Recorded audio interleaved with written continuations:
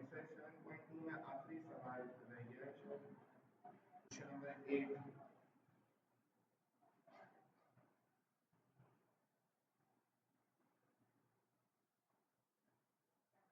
Question number 8 में कहा जा रहा है using slopes find the fourth vertex of a parallelogram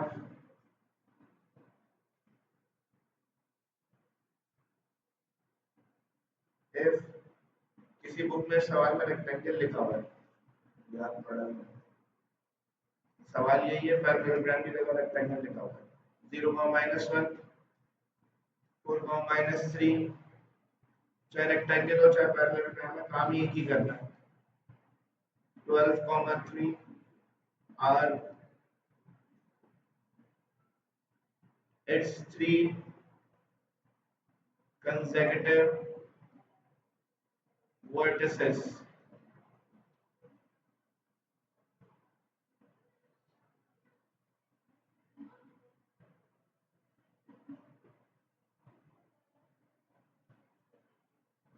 parallelogram की बात हो रही है, इसके आपके पास 3 पॉइंट्स गिवन है।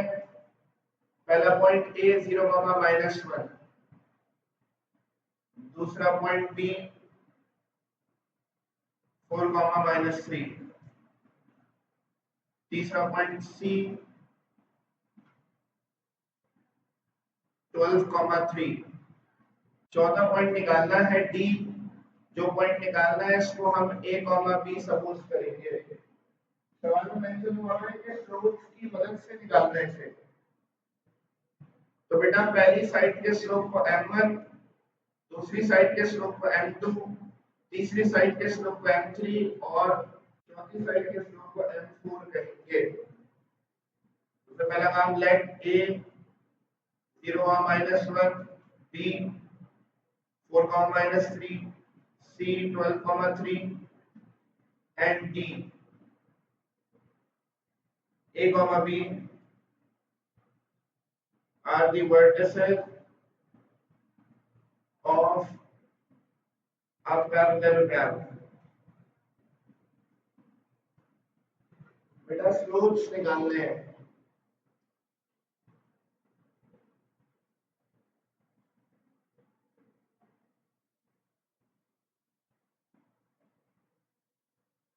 Let m1 be the slope of AB. m1 जो है AB का स्लोप है। स्लोप निकालने का फॉर्मूला वही यूज होगा, y2 minus y1 upon x2 minus x1।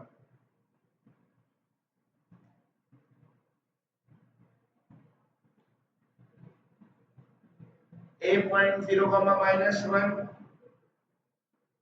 B point 4,-3,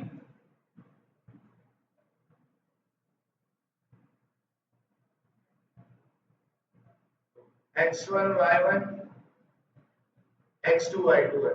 y2 की जगह -3, y1 की जगह -1, x2 की जगह 4, x1 की जगह 0।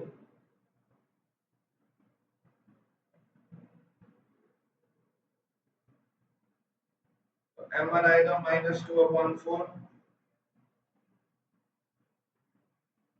m1 is equals to -1/2। m1 के बाद m2 निकालेंगे। To find m2,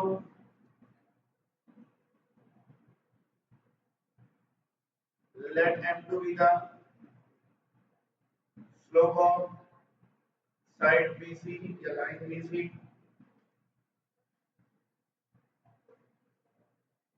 B point का बेटा 4,-3, C पॉइंट है 12,3, B point x1 y1, C 3.x2/2 m2 बराबर आएगा y2 की जगह 3 y1 की जगह -3 x2 की जगह 12 x1 की जगह 4 3 + 3/8 m2 आएगा 6/8 कैंसिलेशन करेंगे 2 के टेबल से 3/4 आ जाएगा m2 फिर उसके बाद m3 निकालेंगे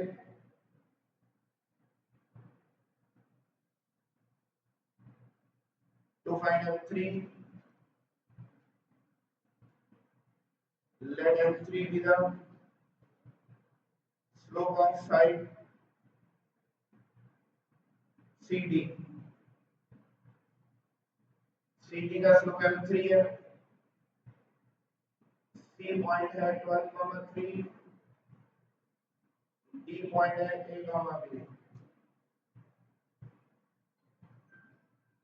पहले पॉइंट का x1 y1 दूसरे का x2 y2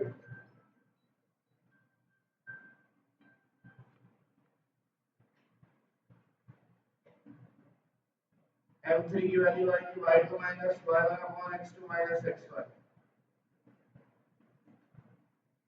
फिर उसके बाद m4 निकालेंगे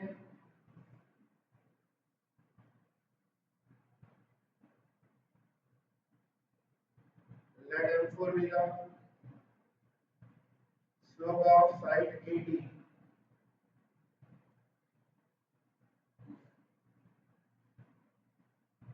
A point है 0 minus 1 D point है comma B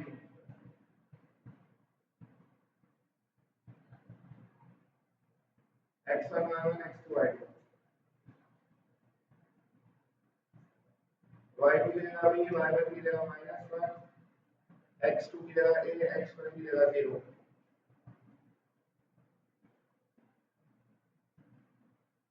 तो बेटा m4 की वैल्यू आ जाएगी b + 1/a चारों स्लोप्स पहले निकाल कॉपी करने से ऑपोजिट साइड्स पैरेलल होती है मतलब m1 और m3 दोनों पैरेलल कहलाएंगे बेटा अगर दो लाइंस पैरेलल हैं तो हमने पढ़ा था भाई कि जब भी दो लाइंस पैरेलल होंगी तो उनके स्लोप्स बराबर होंगे लिखूंगा सिर्फ side line AB line CD are parallel क्योंकि ये पैरेलल है तो m1 और m3 दो लाइन जब भी पैरेलल होंगी उनके स्लोप को बराबर रखेंगे हम m1 है -1/2 m3 है b -3/a-12 क्रॉस मल्टीप्लिकेशन कर देंगे ये -170 कितना होगा माइनस है +12 2b 2 3 6 -a +12 -2b सबको एक तरफ ले लेंगे प्लस का 6 18 - 2b a दूसरी तरफ ले गया बेटा a आ गया 18 - 2b एक इक्वेशन आ गई a की फॉर्म में इसको इक्वेशन नंबर 1 कह दिया इसी तरह पैरेललोग्राम में बेटा जो दूसरी साइड है ये वाली साइड जिसका स्लोप m2 है और इसके ऑपोजिट जो साइड है वो AD है जिसका स्लोप m4 है ये दोनों भी पैरेलल होंगे तो हम यहाँ पर मेंशन कर देंगे भाई since side BC and side AD are parallel therefore m2 m4 के बराबर रखना होगा m2 की जगह 3/4 m4 की जगह b + 1/a यहाँ भी क्रॉस मल्टीप्लिकेशन होगी 3a 4b + 4 दोनों वैल्यूज एक तरफ ले आएंगे ये आ गई इक्वेशन नंबर 2 बेटा इस इक्वेशन में हम वैल्यूज को सब्स्टिट्यूट करेंगे a की वैल्यू को putting a is equal to 18 - 2b in equation number 2